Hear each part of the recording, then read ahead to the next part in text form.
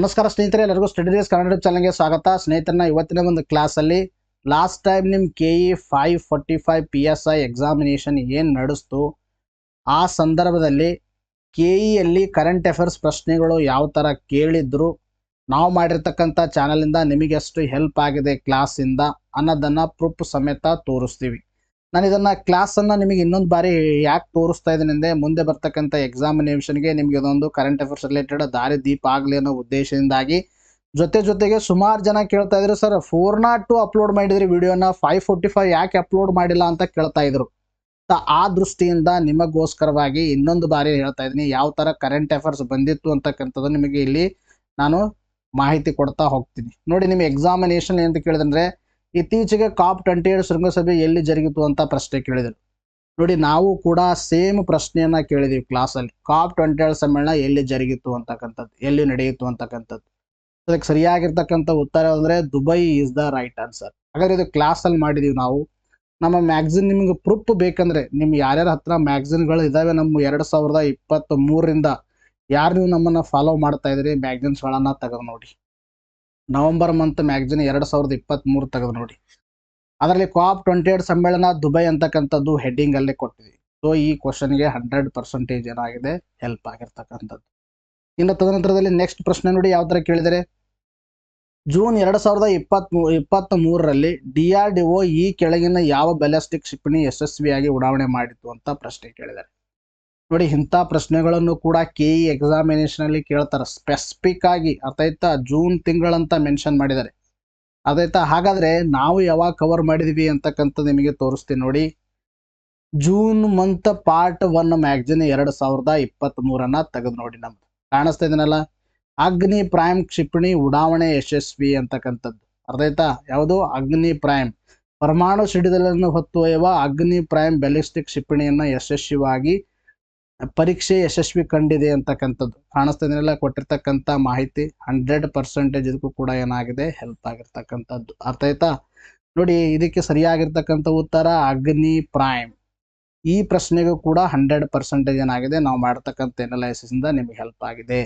ನೋಡಿ, ನೆಕ್ಸ್ಟ್ ಪ್ರಶ್ನೆ ಅವ್ರು ಯಾವ ತರ ಕೇಳಿದ್ರೆ ಅಂದ್ರೆ, ಕೆಳಗಿನ ಯಾವ ರಾಜ್ಯವು ತನ್ನ ರಾಜ್ಯದ ಪ್ರತಿಯೊಬ್ಬ ವ್ಯಕ್ತಿಗೆ ಕಡ್ಡಾಯವಾಗಿ ಉಚಿತ ತುರ್ತು ಚಿಕಿತ್ಸೆಯನ್ನು ಸರ್ಕಾರಿ ಮತ್ತು ಖಾಸಗಿ ಆಸ್ಪತ್ರೆಗಳಲ್ಲಿ ಒದಗಿಸಲು ಅವಕಾಶ ಕಲ್ಪಿಸಲು ಆರೋಗ್ಯದ ಹಕ್ಕು ವಿಧೇಯಕವನ್ನು ಅಂಗೀಕರಿಸಿದೆ ಅಂತ ಪ್ರಶ್ನೆಯನ್ನ ಕೇಳಿದರು.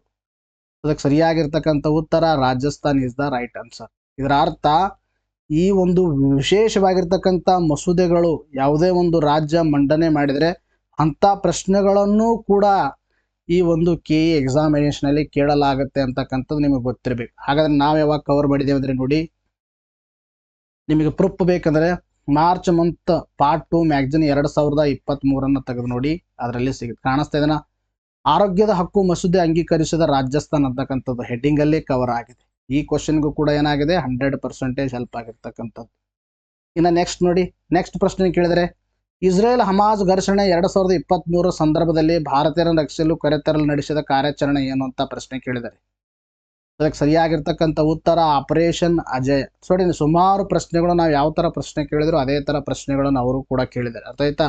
ಇನ್ನು 545ಗೆ ಕಂಪೇರ್ ಮಾಡಿದಾಗ 402 ಒಂದು ಎಕ್ಸಾಮಿನೇಷನ್ ಏನಿತ್ತು, ಟಫ್ ಇತ್ತು. ಅರ್ಥ ಆಯ್ತಾ? ಅದನ್ನು ಕೂಡ ನಿಮಗೆ ನಾವೇನು ಮಾಡಿದ್ವಿ, ಪ್ರೂಫನ್ನು ಅಪ್ಲೋಡ್ ಮಾಡಿದ್ವಿ ವಿಡಿಯೋನ. ಅರ್ಥ ಆಯ್ತಾ? ಫಾರ್ ಪ್ರೂಫ್ ಬೇಕಾದ್ರೆ ನವೆಂಬರ್ ಮಂತ್ ಮ್ಯಾಗ್ಝಿನ್ 2023 ತೆಗೆದು ನೋಡಿ, ಆಪರೇಷನ್ ಅಜಯ ಅಂತಕ್ಕಂಥದ್ದು. ಅರ್ಥ, ಆಪರೇಷನ್ ಅಜಯ ಇಲ್ಲಿ ಕಾಣಿಸ್ತಿದ್ದನ, ಇಸ್ರೇಲ್ನಲ್ಲಿ ಸಿಲುಕಿರುವ 18,000 ಭಾರತೀಯರನ್ನು ತಾಯ್ನಾಡಿಗೆ ಮರಳಿ ಅನುಕೂಲಕವಾಗಿ ಮಾಡೋದಕ್ಕಾಗಿ ಆಪರೇಷನ್ ಅಜಯ ಕಾರ್ಯಾಚರಣೆ ಚಾಲನೆ ನೀಡಲಾಗಿದೆ ಅಂತಕ್ಕಂಥದ್ದು. ಇದಕ್ಕೂ ಕೂಡ 100% ಹೆಲ್ಪ್ ಆಗಿದೆ. ನೀವೇ ಕೌಂಟ್ ಮಾಡಿ ಎಷ್ಟು ಪ್ರಶ್ನೆಗಳು ಬಂದಿದ್ದಾವೆ ಅಂತಕ್ಕಂಥದ್ದು. ಅರ್ಥ ಆಯ್ತಾ?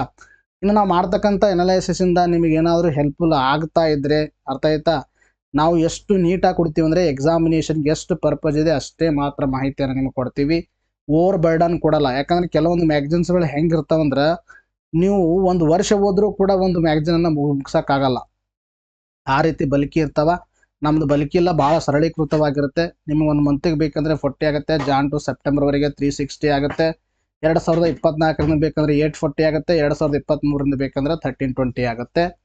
ಇನ್ನು ನೀವು ಯಾರು ನಮ್ಮ ಚಾನಲ್ಸನ್ನು ಜಾಯ್ನ್ ಆಗಿಲ್ಲ, ಚಾನಲನ್ನು ಜಾಯ್ನ್ ಆಗ್ಬೋದು. ವಿತಿನ್ 2 ಡೇಸ್ ಒಳಗೆ ನಿಮಗೆ ಕ್ಲಾಸನ್ನು ಕೇಳೋಕ್ಕಾಗಿಲ್ಲ, ಜನವರಿಯಿಂದ ನೀವು ಏನಾದರೂ ನಮ್ಮ ಕ್ಲಾಸ್ಗಳನ್ನು ಕೇಳಬೇಕು ಅಂದರೆ ಮೆಂಬರ್ಶಿಪ್ ಅನ್ನು ತಗೋಬಹುದು. ನಿಮಗೆ ಎಷ್ಟಾಗುತ್ತೆ ಅಂದರೆ 119 rupees ಆಗುತ್ತೆ. ಜಾಯಿನ್ ಆಗೋದು ಹೆಂಗಂದ್ರೆ ನಮ್ಮ ಚಾನಲ್ ಲೋಗೋ ಮೇಲೆ ಕ್ಲಿಕ್ ಮಾಡಿದಾಗ ಅಥವಾ ವ್ಯೂ ಮೋರ್ ಅಂತ ಕ್ಲಿಕ್ ಮಾಡಿದಾಗ ನಿಮಗೆ ಜಾಯಿನ್ ಬಟನ್ ಕಾಣಿಸುತ್ತೆ.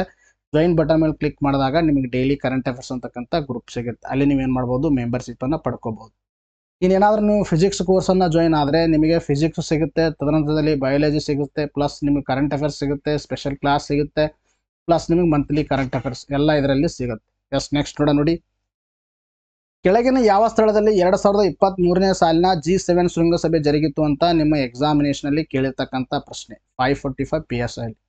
ಅದಕ್ಕೆ ಸರಿಯಾಗಿರ್ತಕ್ಕಂಥ ಉತ್ತರ Hiroshima is the right answer. ನೋಡಿ, ನಿಮಗೆ ಪ್ರೂಫ್ ಬೇಕಂದ್ರೆ ಮೇ ಮಂತ್ ಮ್ಯಾಗಝಿನ್ ಪಾರ್ಟ್ 2 2023 ತೆಗೆದು ನೋಡಿ. 49ನೇ G7 ಶೃಂಗಸಭೆ ಅಂತಕ್ಕಂಥದ್ದು ಹೆಡ್ಡಿಂಗ್ ಹಾಕಿದ್ದೀವಿ. ಅರ್ಥಾತ್ ಇಲ್ಲಿ ಕಾಣಿಸ್ತೇನೆ 2023 G7 ಶೃಂಗಸಭೆಯು ಮೇ 19ರಿಂದ 21 ನಡುವೆ ಜಪಾನ್ನ ಹಿರೋಶಿಮಾದಲ್ಲಿ ಜರುಗಿರ್ತಕ್ಕಂಥದ್ದು. 100% ಇದಕ್ಕೂ ಕೂಡ ಏನಾಗಿದೆ ಅಂದರೆ ಹೆಲ್ಪ್ ಆಗಿರ್ತಕ್ಕಂಥದ್ದು. ಇನ್ನು ನೆಕ್ಸ್ಟ್ ಪ್ರಶ್ನೆ ನೋಡಿ.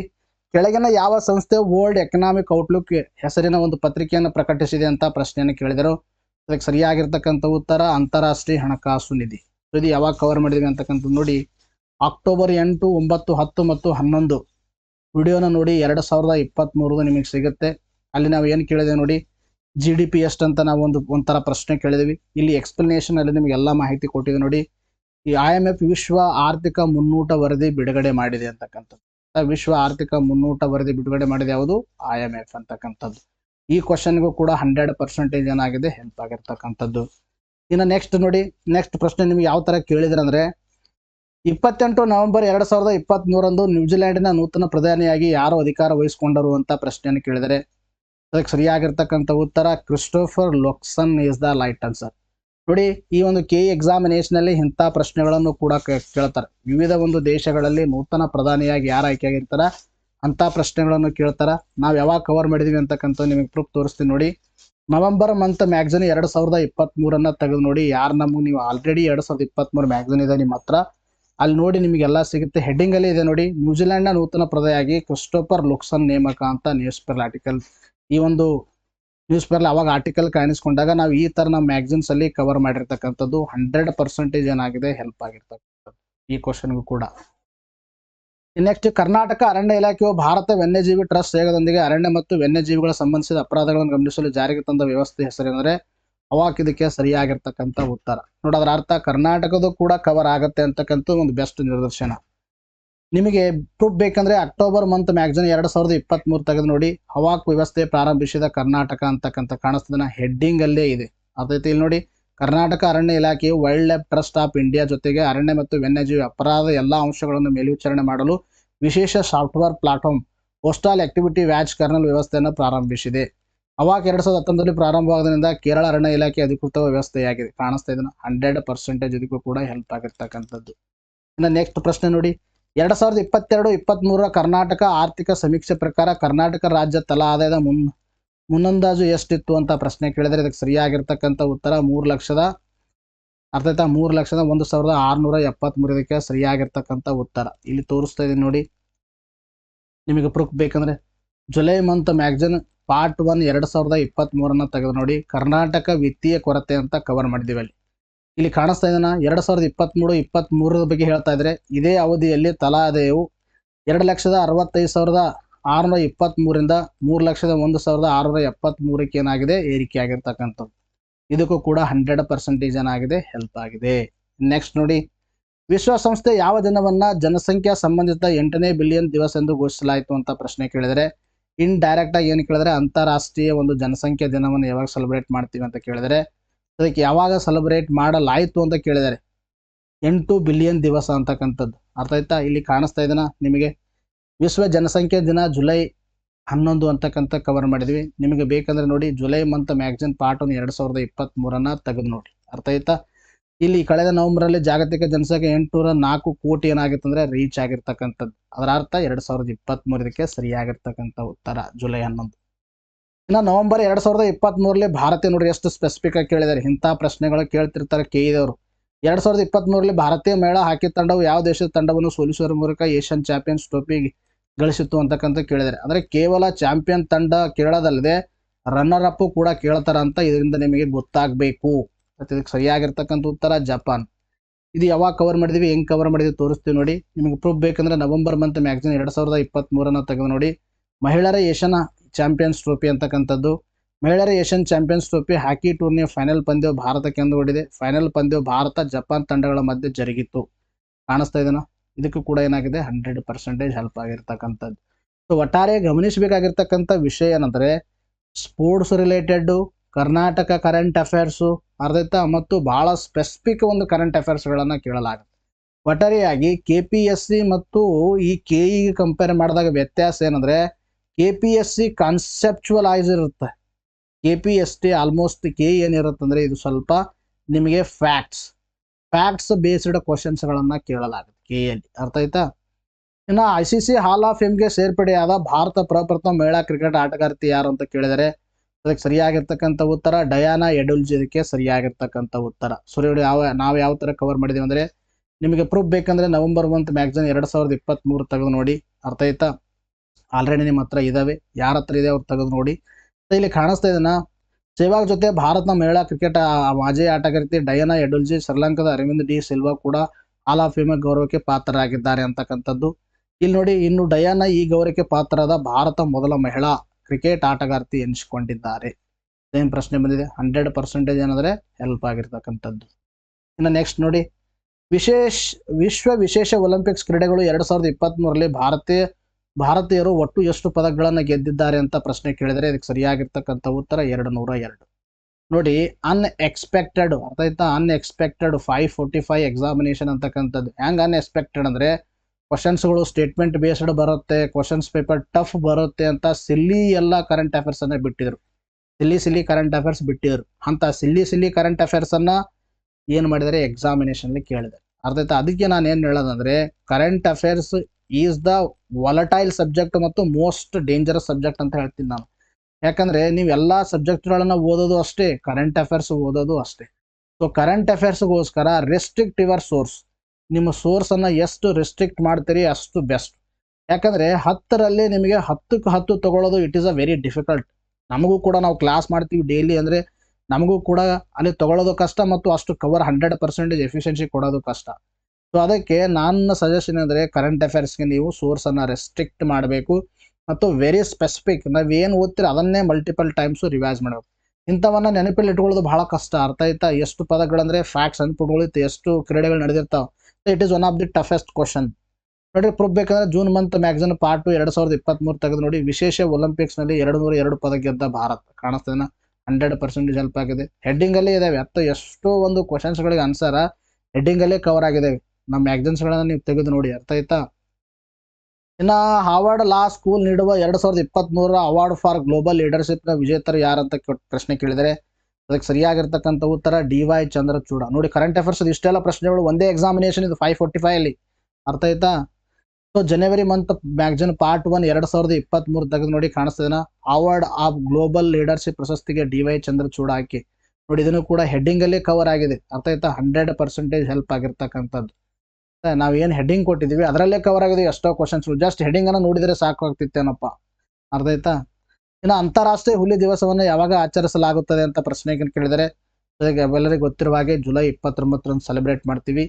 ಇಲ್ಲಿ ನಿಮಗೆ ಪ್ರೂಫ್ ಬೇಕಂದ್ರೆ ಜುಲೈ ಮಂತ್ ಮ್ಯಾಗ್ಝಿನ್ ಪಾರ್ಟ್ 2 ಅನ್ನು ತೆಗೆದು ನೋಡಿ. ಅರ್ಥ ಆಯ್ತಾ? ಅಂತಾರಾಷ್ಟ್ರೀಯ ಹುಲಿ ದಿನ ಜುಲೈ 29 ಅಂತಕ್ಕಂಥ. ಇದನ್ನು ಕೂಡ ಹೆಡ್ಡಿಂಗಲ್ಲೇ ಕವರ್ ಆಗಿದೆ ನೋಡ್ರಿ. 100% ಏನಾಗಿದೆ ಹೆಲ್ಪ್ ಆಗಿರ್ತಕ್ಕಂಥದ್ದು. ಇನ್ನು ನೆಕ್ಸ್ಟ್ ನೋಡಿ, 16ನೇ ಹಣಕಾಸು ಆಯೋಗ ಕೆಳಗಿನ ಯಾವ ಅವಧಿಗೆ ತನ್ನ ವರದಿಯನ್ನು ಸಲ್ಲಿಸಬೇಕು ಅಂತ ಪ್ರಶ್ನೆ ಕೇಳಿದರೆ ಮುಂದೆ ಬರ್ತಕ್ಕಂಥ ಎಕ್ಸಾಮಿನೇಷನಲ್ಲಿ ಈ ಪ್ರಶ್ನೆ ಕೇಳಬಹುದು ನೋಡಿ. 2026ರಿಂದ 2031ಕ್ಕೆ ಸರಿಯಾಗಿರ್ತಕ್ಕಂಥ ಉತ್ತರ. ಸೊ ಯಾವ ಥರ ಕವರ್ ಮಾಡಿದೆ ಅಂದರೆ ನೀವು ಜನವರಿ 1 ಮತ್ತು 2 ಕರೆಂಟ್ ಅಫೇರ್ಸನ್ನು ತೆಗೆದು ನೋಡಿ. ಅದರ ಅರ್ಥ ಏನಂದರೆ ನೀವು ಜನವರಿ 1, 2 ನಾನು ಹಿಂದಿಂದ ಹೇಳ್ತಾ ಇದ್ದೀನಿ. ಅರ್ಥ ಆಯ್ತಾ? 2023, 24ರಿಂದ ನಾನು ಹೇಳ್ತಾ ಇದ್ದೀನಿ. ಅರ್ಥ ಆಯ್ತಾ? ಅದನ್ನು ತೆಗೆದು ನೋಡಿ. ನಮ್ಮ ಕರೆಂಟ್ ಅಫೇರ್ಸು ಮತ್ತು ಅಥವಾ ಮ್ಯಾಗ್ಝಿನ್ ಇದ್ರೆ ಮ್ಯಾಗ್ಝಿನ್ ತೆಗೆದು ನೋಡಿ. ಇಲ್ಲಿ ಕಾಣಿಸ್ತಾ ಇದನ್ನ 2026, 27ರಿಂದ 2030, 31 ನಡುವಣ 5 ವರ್ಷಗಳವರೆಗೆ ಆಯ್ಕೆ ಮಾಡಲಾಗಿದೆ. ಪೇಪರ್ ಇರ್ತಕ್ಕಂಥ ಎಲ್ಲ ಕಂಟೆಂಟ್ ಹಾಕ್ತೀವಿ ನಾವು. ಅರ್ಥ ಆಯ್ತಾ? ಗಮನಿಸಿ. ಇದಕ್ಕೂ ಕೂಡ ಹೆಲ್ಪ್ ಆಗಿರ್ತಕ್ಕಂಥದ್ದು. ಇನ್ನು ನೆಕ್ಸ್ಟ್ ನೋಡಿ, ಎಲ್ಲ ಹಣಕಾಸು ಆಯೋಗದ ಬಗ್ಗೆ ಸಂಪೂರ್ಣವಾಗಿ ಮಾಹಿತಿ ಕೊಟ್ಟಿದ್ದೀವಿ. ಜವಾಹರ್ಲಾಲ್ ನೆಹರು, ಜೋಸೆಫ್ ಬ್ರುಜ್ ಟಿಟ್ಟೋ ಮತ್ತು ಡ್ಯಾಶ್ ಅವರು ಆಲಿಪ್ತ ಚಳವಳಿಯ ಸ್ಥಾಪಕ ಪಿತಾಮಹರು ಎನಿಸ್ಕೊಂಡಿದ್ದಾರೆ ಅಂತ ಕೇಳಿದ್ದಾರೆ. ಸೊ ಅದಕ್ಕೆ ಸರಿಯಾಗಿರ್ತಕ್ಕಂಥ ಉತ್ತರ Gamal Abdel Nasser is the right answer. ಅದಕ್ಕೆ ಬಾರಿ ನಿಮ್ಗೆ ಪ್ರೂಫ್ ಬೇಕಂದ್ರೆ ಜನವರಿ 5 ಮತ್ತು 6, 2024 ತೆಗೆದು ನೋಡಿ. ಅದರ ಅರ್ಥ ಏನಂದ್ರೆ ಈ ಒಂದು ಎಕ್ಸಾಮಿನೇಷನ್ ಮುಗಿದ ಅದಕ್ಕಿಂತ ನಾವು ಅವಾಗ ಎಕ್ಸಾಮಿನೇಷನ್ ನಡೆಯುವಾಗ ಕೆಲವೊಂದು ಮಂತ್ ಮ್ಯಾಗ್ಝಿನ್ ನಿಮಗೆ ಇನ್ನೂ ಕೊಟ್ಟಿರಲಿಲ್ಲ, ಅರ್ಥ ಆಯ್ತಾ? ಅದಕ್ಕೆ ನಾನು ವಿಡಿಯೋದಲ್ಲಿ ತೋರಿಸ್ತದೆ. ನೀವು ವಿಡಿಯೋದಲ್ಲಿ ಕೂಡ ಕವರ್ ಆಗಿದೆ, ಮ್ಯಾಗ್ಝಿನಲ್ಲಿ ಕೂಡ ಆಗಿದೆ, ಬಟ್ ಮ್ಯಾಗ್ಝಿನಲ್ಲಿ ಅತಿ ಹೆಚ್ಚಾಗಿ ಕವರ್ ಆಗುತ್ತೆ, ಯಾಕಂದ್ರೆ ಎಕ್ಸ್ಟ್ರಾ ಇನ್ಫಾರ್ಮೇಷನ್ ಕೊಡ್ತೀವಿ ನಾವು. 19ನೇ ಆಲಿವ್ ಚಳುವಳಿ ಸಭೆ ಯಾವ ನಗರದಲ್ಲಿ ಜರುಗಿತು ಅಂತ ಪ್ರಶ್ನೆ ನಾವು ಕೇಳಿ ನಿಮಗೆ ಎಕ್ಸ್ಪ್ಲನೇಷನ್ ಮಾಡಿದ್ದೀವಿ ನೋಡಿ. ಇಲ್ಲಿ ಕಾಣಿಸ್ತಾ ಇದೆನಾ? ಒಂದು ಆಲಿಪ್ತ ಒಂದು ಚಳುವಳಿ ಬಗ್ಗೆ ಹೇಳಿದೀವಿ. 1961ರಲ್ಲಿ ಮಾಜಿ ಯugoslavia ಒಂದು ಬ್ಲೇಡ್ನಲ್ಲಿ ಆಗಿನ ಭಾರತ ಪ್ರಧಾನಿ ಜವಾಹರ್ಲಾಲ್ ನೆಹರು, ಈಜಿಪ್ಟ್ನ ಅಧ್ಯಕ್ಷ ಹಮಲ್ ಅಬ್ದೆಲ್ ನಾಸೆರ್ ಮತ್ತು ಯುಗೋಸ್ಲಾವಿಯಾದ ಅಧ್ಯಕ್ಷ ಜೋಸೆಫ್ ಬ್ರೂಜ್ ಟಿಟೋ. ಇಲ್ಲಿ ಏನಾಗಿದೆ, ಜವಾಹರ್ಲಾಲ್ ನೆಹರು ಕೊಟ್ಟಿದ್ದಾರೆ, ಜೋಸೆಫ್ ಬ್ರೂಜ್ ಟಿಟೋ ಕೊಟ್ಟಿದ್ದಾರೆ. ಉಳಿದಿರ್ತಕ್ಕಂಥ ಒಂದೇ ಅಧ್ಯಕ್ಷ ಅಬ್ದೆಲ್ ನಾಸೆರ್ ಇದಕ್ಕೆ ಸರಿಯಾಗಿರ್ತಕ್ಕಂಥ ಉತ್ತರ, ಅರ್ಥ ಆಯ್ತಾ? 2 ಕೊಟ್ಟಿದ್ದಾರೆ, ಇವ್ರ ಹೆಸರನ್ನ ಕೊಟ್ಟಿಲ್ಲ. So is the right answer ನೋಡಿ. ಇದನ್ನು ಕೂಡ 100% ಹೆಲ್ಪ್ ಆಗಿದೆ. ಇದನ್ನು ಕೂಡ ಕರೆಂಟ್ ಅಫೇರ್ಸ್ ರಿಲೇಟೆಡ್ ಪ್ರಶ್ನೆ. ಇನ್ನು ನೆಕ್ಸ್ಟ್ ಪ್ರಶ್ನೆ ಕೇಳಿದಾರೆ ನೋಡಿ. ವಿಶ್ವಸಂಸ್ಥೆ ಅಭಿವೃದ್ಧಿ ಕಾರ್ಯಕ್ರಮ ವರದಿ 2021-22ರಂತೆ ಮಾನವ ಅಭಿವೃದ್ಧಿ ಸೂಚ್ಯಂಕ 2021ರ ಒಂದು ಪ್ರಕಾರ ಭಾರತ ಸ್ಥಾನ ಎಷ್ಟಿತ್ತು? SDI ಕೇಳಿದರೆ 132 ಸರಿಯಾಗಿರ್ತಕ್ಕಂಥ ಉತ್ತರ ನೋಡಿ. ಪ್ರೂಫ್ ಬೇಕಂದ್ರೆ ಸೆಪ್ಟೆಂಬರ್ ಮಂತ್ ಪಾರ್ಟ್ 1 ಮ್ಯಾಗ್ಝಿನ್ 2023 ತೆಗೆದು ನೋಡಿ. ಮಾನವ ಅಭಿವೃದ್ಧಿ ಸೂಚ್ಯಂಕ 2021 ಕಾಣಿಸ್ತದೆ 132ನೇ ಸ್ಥಾನ, 191 ದೇಶಗಳು. ಇದಕ್ಕೂ ಕೂಡ 100% ಏನಾಗಿದೆ, ಹೆಲ್ಪ್ ಆಗಿರ್ತಕ್ಕಂಥದ್ದು. ಇನ್ನು ನೆಕ್ಸ್ಟ್ ನೋಡಿ, ದಕ್ಷಿಣ ಭಾರತದಲ್ಲಿ ಅತ್ಯಂತ ಹೆಚ್ಚು ಕಬ್ಬು ಬೆಳೆಯುವ ರಾಜ್ಯ. ಕೆಲವೊಂದು GK ಫ್ಯಾಕ್ಟ್ಸ್ಗಳು ಕವರ್ ಆಗಿದ್ದು. ಸೊ ದಕ್ಷಿಣ ಭಾರತದಲ್ಲಿ ಅತ್ಯಂತ ಕಬ್ಬು ಬೆಳೆಯುವ ರಾಜ್ಯ ನೋಡಿ, ನಿಮ್ಗೆ ಕಾಣಿಸ್ತದೆ ಕಬ್ಬು ಅಂತಕ್ಕಂಥದ್ದು. ಇಲ್ಲಿ ನೋಡಿ, Uttar Pradesh first, second Maharashtra, third Tamil Nadu. ಕೊಟ್ಟಿರ್ತಕ್ಕಂಥಗಳ ಆಪ್ಷನ್ಗಳ ಪ್ರಕಾರ Tamil Nadu is the right answer. ಇನ್ನು ನೆಕ್ಸ್ಟ್ ಪ್ರಶ್ನೆ ನೋಡಿ. ಆಗಸ್ಟ್ 15, 2022ರಂದು ಭಾರತೀಯ ಅತಿ ಉದ್ದವಾದ ಭಾರವಾದ ಸರಕು ಸಾಗಾಣಿಕೆ ರೈಲು ಸೂಪರ್ ವಾಸುಕಿ ಕೆಳಗಿನ ಯಾವ ಎರಡು ಸ್ಥಳಗಳ ಮಧ್ಯೆ ಸಂಚರಿಸಿತು ಅಂತ ಪ್ರಶ್ನೆ ಕೇಳಿದ್ದಾರೆ. ಅದಕ್ಕೆ ಸರಿಯಾಗಿರ್ತಕ್ಕಂಥ ಉತ್ತರ ಭಿಲಾಯಿಂದ ಕೊರ್ಬಾ. ನೋಡಿ, ಅದರ ಅರ್ಥ ಏನಂದ್ರೆ ಅಪ್ರಾಕ್ಸಿಮೇಟ್ಲಿ ಇದು ನಿಮಗೆ ಏನಂದ್ರೆ ಜನವರಿ ಮಂತಲ್ಲಿ ನಡೆದಿದೆ ಎಕ್ಸಾಮಿನೇಷನ್, ಜನವರಿಯಲ್ಲಿ ನಡೆದಿದೆ. ಆಗಸ್ಟ್ 2022 ಕೇಳಿದ್ದಾರೆ, ಅಂದ್ರೆ ಒಂದು ವರ್ಷ ಕರೆಂಟ್ ಅಫೇರ್ಸ್ ಕೇಳಿದ್ರು ಅದರಲ್ಲಿ 545 ಅಲ್ಲಿ, ಅರ್ಥ ಆಯ್ತಾ? ಫಸ್ಟ್ ಪ್ರೂಫ್ ಬೇಕಂದ್ರೆ ಆಗಸ್ಟ್ ಮಂತ್ ಮ್ಯಾಗ್ಝಿನ್ ಪಾರ್ಟ್ 1 ತೆಗೆದು ನೋಡಿ. ಇಲ್ಲಿ ಕಾಣಿಸ್ತಾ ಇದೆನಾ, ದೇಶದ ಅತಿ ಉದ್ದವಾದ ರೈಲು ಸಂಚಾರ ಅಂತಕ್ಕಂಥದ್ದು ಕಾಣಿಸ್ತಾ ಇದೆನಾ? ಇದು ವಾಸುಕೇಶ್ವರ ರೈಲು ಅತಿ ಉದ್ದದ ರೈಲು, ಒಂದು ರೈಲು ಎಂಬ ಖ್ಯಾತಿಗೆ ಪಾತ್ರವಾಗಿದೆ. ಈ ರೈಲು ನೋಡಿ ಛತ್ತೀಸ್ಗಢದ ಕೊರ್ಬಾ ಮತ್ತು ನಾಗ್ಪುರದ ರಾಜ್ಗಾಂವ್ ನಡುವಿನ ಒಂದು ಮಾರ್ಗದಲ್ಲಿ ಓಡಾಡುತ್ತೆ ಅಂತಕ್ಕಂಥದ್ದು ಕೊಟ್ಟಿರ್ತಕ್ಕಂಥದ್ದು. ಇದಕ್ಕೂ ಕೂಡ 100% ಹೆಲ್ಪ್ ಆಗಿದೆ. ಇನ್ನು ನೆಕ್ಸ್ಟ್, ಕೆಳಗಡೆ ನೀಡಲಾಗಿರುವ 4 ರಾಷ್ಟ್ರಗಳ ಗುಂಪಿನಲ್ಲಿ ಯಾವ G20 ಗುಂಪಿನ ಸದಸ್ಯ ರಾಷ್ಟ್ರಗಳವೆ ಅಂತ ಕೇಳಿದರೆ, ಸೊ ಅದಕ್ಕೆ ಸರಿಯಾಗಿರ್ತಕ್ಕಂಥ ಉತ್ತರ ಮೊದಲನೇ ಆಪ್ಷನ್ ರೈಟು ನೋಡಿ. ಎಲ್ಲಿ ನಿಮಗೆ ಪ್ರೂಫ್ ತೋರಿಸ್ತೀವಿ ಅಂದರೆ, ಪ್ರೂಫ್ ಬೇಕಂದ್ರೆ ಸೆಪ್ಟೆಂಬರ್ ಮಂತ್ ಮ್ಯಾಗ್ಝಿನ್ 2023 ತೆಗೆದು ನೋಡಿ. G20 ಸಂಘಟನೆ ಅಂತಕ್ಕಂಥ ಕೊಟ್ಟಿದ್ದೀವಿ, ಎಲ್ಲ ಮಾಹಿತಿ ಕೊಟ್ಟಿದ್ದೀವಿ ನೋಡಿ. ಉತ್ತರ ಅಮೆರಿಕಾದಿಂದ ಯಾವುದಂದ್ರೆ ಕಾಣಿಸ್ತಾನೆ ಅಮೆರಿಕ ಮತ್ತು ಮೆಕ್ಸಿಕೋ ಒಂದಿದೆ. ದಕ್ಷಿಣ ಅಮೆರಿಕ ಖಂಡದಿಂದ ಬ್ರೆಜಿಲ್ ಮತ್ತು ಅರ್ಜೆಂಟೈನಾ ಇದೆ. ತದನಂತರದಲ್ಲಿ ನಿಮಗೆ ಭಾರತ, ಜಪಾನ್, ಇಂಡೋನೇಷ್ಯಾ, ದಕ್ಷಿಣ ಕೊರಿಯಾ, ಸೌದಿ ಅರೇಬಿಯಾ ಅಂತ ನಮ್ಗೆ ಇಲ್ಲಿ ಕೊಟ್ಟಿದ್ದೀವಿ ಕಾಣಿಸ್ತೇನೆ. ಅಲ್ಲಿ ಎಕ್ಸಾಮಿನೇಷನ್ ಏನು ಕೊಟ್ಟಿದ್ದಾರೆ ನಿಮಗೆ ಆಪ್ಷನ್ ಅಲ್ಲಿ ದಕ್ಷಿಣ ಆಫ್ರಿಕಾ ಅಂತ ಕೊಟ್ಟಿದ್ದಾರೆ. ಸೊ ದಕ್ಷಿಣ ಆಫ್ರಿಕಾ ಅಂದ್ರೆ ಇಲ್ಲಿ ಕಾಣಿಸ್ತದೆ ದಕ್ಷಿಣ ಆಫ್ರಿಕಾ ಖಂಡದಿಂದ ದಕ್ಷಿಣ ಆಫ್ರಿಕಾ, ಯುರೋಪ್ ಖಂಡದಿಂದ ಕಾಣಿಸ್ತದೆ Turkey. So option 1 is right, 100% ಕೂಡ ಹೆಲ್ಪ್ ಆಗಿರ್ತಕ್ಕಂಥದ್ದು. ಇನ್ನು ನೆಕ್ಸ್ಟ್ ನೋಡಿ, ಚಂದ್ರಯಾನ 3 ಉಡಾಯಿಸಿದ ದಿನಾಂಕ ನೋಡ್ರಿ, ಎಷ್ಟು ಸ್ಪೆಸಿಫಿಕ್ ಕೇಳಿದ್ರೆ. ಇಂಥ ಪ್ರಶ್ನೆಗಳನ್ನು ಕೇಳ್ತಾರೆ ಕೇಳಿದವರು, ನೆನಪಿರಲಿ, ಅರ್ಥ ಆಯ್ತಾ? ಇದು ನಿಮ್ಗೆ ತೋರಿಸ್ತೀನಿ ಪ್ರೂಫ್, ಅರ್ಥ ಆಯ್ತಾ? ಚಂದ್ರಯಾನ 3 ಮಿಷನ್ ಉಡಾವಣೆ ಮಾಡಿದ ಇಸ್ರೋ ಅಂತಕ್ಕಂಥದ್ದು ಜುಲೈ ಮಂತ್ ಮ್ಯಾಗ್ಝಿನ್ ಪಾರ್ಟ್ 1 2023 ತೆಗೆದು ನೋಡಿ, ಅರ್ಥ ಆಯ್ತಾ? ಇಲ್ಲಿ ಕಾಣಿಸ್ತದೆ ಭಾರತೀಯ ಬಾಹ್ಯಾಕಾಶ ಸಂಶೋಧನಾ ಮಹತ್ವಾಕಾಂಕ್ಷಿ ಯೋಜನೆ ಚಂದ್ರಯಾನ ನಿಗದಿತ ಕಕ್ಷೆಯಲ್ಲಿ ಸೇರಿಸಲು ಭಾರತೀಯ ವಿಜ್ಞಾನಿ ಯಶಸ್ವಿಯಾಗಿದ್ದಾರೆ. ಚಂದ್ರಯಾನ 2008ರಲ್ಲಿ ಉಡಾವಣೆ ಮಾಡಲಾಯಿತು. ಚಂದ್ರಯಾನ 2 ಆವಿಷ್ಕಾರ ಮಾಡಿತ್ತು. ಚಂದ್ರಯಾನ 2019 ಜುಲೈ 22 ಉಡಾವಣೆ ಮಾಡಲಾಯಿತು. ಚಂದ್ರಯಾನ 3 2023 ಜುಲೈ 14ರಂದು ಉಡಾವಣೆ ಮಾಡಲಾಯಿತು. ಕಾಣಿಸ್ತಿದೆನಾ? 100% ಹೆಲ್ಪ್ ಆಗಿರ್ತಕ್ಕಂಥದ್ದು. ಇಲ್ಲಿ ನಿಮಗೆ ಆಪ್ಷನಲ್ಲಿ ಕೊಟ್ಟಿರ್ತಾರೆ, ಅಫ್ಕೋರ್ಸ್ ಕೊಡಲೇಬೇಕು. ಜುಲೈ ಕಾಣಿಸ್ತಿದೆನಾ? ಜುಲೈ 2023 ಸರಿಯಾಗಿರ್ತಕ್ಕಂಥ ಉತ್ತರ ಅಂದ್ರೆ ಯಾವಂದ್ರೆ ಡಿ ಆಪ್ಷನ್ ನೋಡ್ರಿ. ಎಷ್ಟು ಸ್ಪೆಸಿಫಿಕ್ ಆಗಿ ಕೇಳಿದ್ದಾರೆ. ಇನ್ನು ಕೆಳಗಂಡ ಕೆಲವೊಂದು ನ್ಯೂಸಲ್ಲಿ ಇರ್ತಕ್ಕಂಥದ್ದು ಕವರ್ ಆಗಿರ್ತಕ್ಕಂಥದ್ದು ಅರ್ಥ ಇಲ್ಲಿ ಅಂದ್ರೆ ಜುಲಾಜಿಕಲ್ ಸರ್ವೆ ಆಫ್ ಇಂಡಿಯಾ ಕಲ್ಕತ್ತಾ, ಇದು ಒಂದೇ ಗೊತ್ತಿದ್ರೆ ಸಾಕು, ನಾವು ಕವರ್ ಮಾಡಿದ್ದು ನಿಮ್ಗೆ ತೋರಿಸ್ತೀನಿ ನೋಡಿ. ಯಾಕಂದ್ರೆ ಇಲ್ಲಿ ಏನಾಗಬೇಕಂದ್ರೆ 2A ಆಗಬೇಕು. 2A ಇರ್ತಕ್ಕಂಥದ್ದು ಒಂದೇ ಆಪ್ಷನ್ ಇದೆ. ಇಲ್ಲಿ ನೋಡಿ, ನಿಮಗೆ ಪ್ರೂಫ್ ಬೇಕಂದ್ರೆ ಪ್ರೂಫ್ ಬೇಕಂದ್ರೆ ಮಾರ್ಚ್ ಮಂತ್ ಮ್ಯಾಗ್ಝಿನ್ ಪಾರ್ಟ್ 1 2023 ತೆಗೆದು ನೋಡಿ. ಜುಲಾಜಿಕಲ್ ಸರ್ವೆ ಆಫ್ ಇಂಡಿಯಾದ ಸಂಸ್ಥಾಪನಾ ದಿನ ಮಾರ್ಚ್ 5. ಇಲ್ಲಿ ಕಾಣಿಸ್ತದೆ ಇದರ ಕೇಂದ್ರ ಕಚೇರಿ ಕೋಲ್ಕತ್ತಾ, ಪಶ್ಚಿಮ ಬಂಗಾಳ. 100% ಹೆಲ್ಪ್ ಆಗಿದೆ. ನೆಕ್ಸ್ಟ್, ಭಾರತ ರಾಷ್ಟ್ರಗಳು ಎಷ್ಟು ಜನರ ನಾಮನಿರ್ದೇಶನ ಮಾಡಬಹುದು? ಇದಕ್ಕೆ ಸರಿಯಾಗಿರ್ತಕ್ಕಂಥ ಉತ್ತರ 12 ಜನ. ಅರ್ಥ ಆಯ್ತಾ?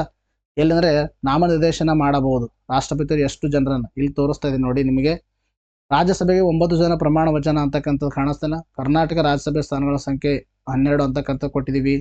ಆಮೇಲೆ ತದನಂತರದಲ್ಲಿ ಎಷ್ಟು ಜನ ನಾಮನಿರ್ದೇಶನ ಮಾಡಲಾಗುತ್ತೆ ಅಂತಕ್ಕಂಥದ್ದು ಕೂಡ ಇದರಲ್ಲಿ ಮಾಹಿತಿ ಕೊಟ್ಟಿದೆ. ಕಾಣಿಸ್ತದೆ ರಾಜ್ಯಸಭೆ 12 ಜನ ಸದಸ್ಯರನ್ನು ರಾಷ್ಟ್ರಪತಿಯವರು ಕೆಳಗಿನ ಕ್ಷೇತ್ರಗಳಿಂದ ಏನು ಮಾಡಲಾಗುತ್ತೆ, ನಾಮನಿರ್ದೇಶನ ಮಾಡಲಾಗುತ್ತೆ. 100% ಹೆಲ್ಪ್ ಆಗಿದೆ. ಮತ್ತು ಇವೆಲ್ಲ ಏನಂದರೆ GK ಇಂಥವು ಕೂಡ ಕವರ್ ಆಗುತ್ತೆ ನಿಮಗೆ.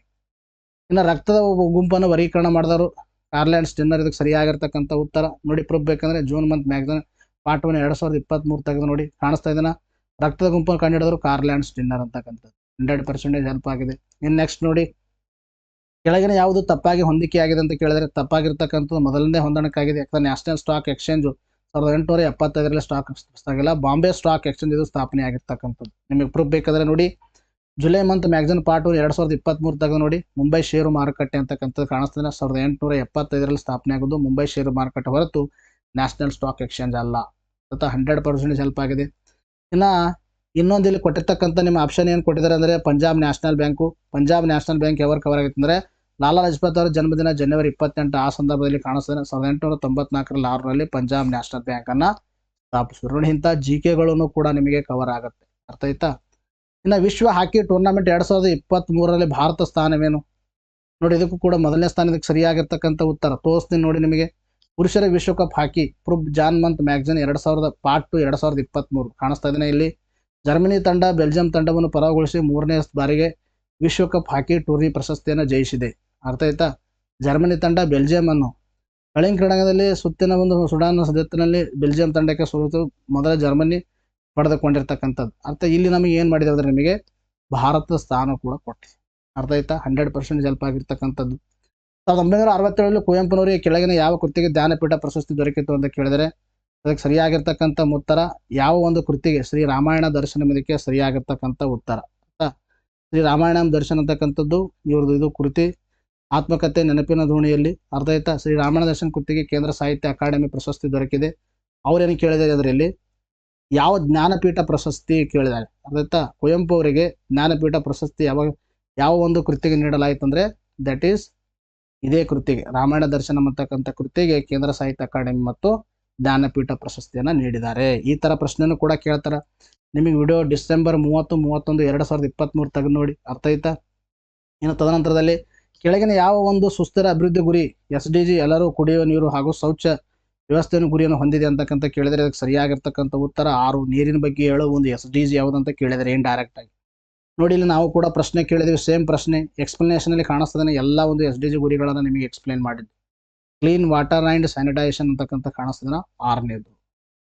ಭಾರತ ಆಹಾರ ನಿಗಮ. ಅರ್ಥ ಆಯ್ತಾ? ಭಾರತ ಆಹಾರ ನಿಗಮ ಯಾವ ವರ್ಷ ಸ್ಥಾಪನೆ ಆಯಿತು ಅಂತ ಪ್ರಶ್ನೆ ಕೇಳಿದರೆ ಅದಕ್ಕೆ ಸರಿಯಾಗಿರ್ತಕ್ಕಂಥ ಉತ್ತರ 1965 ಕಾಣಿಸ್ತಾ ಇದ್ರೆ. April month magazine part 1 2022.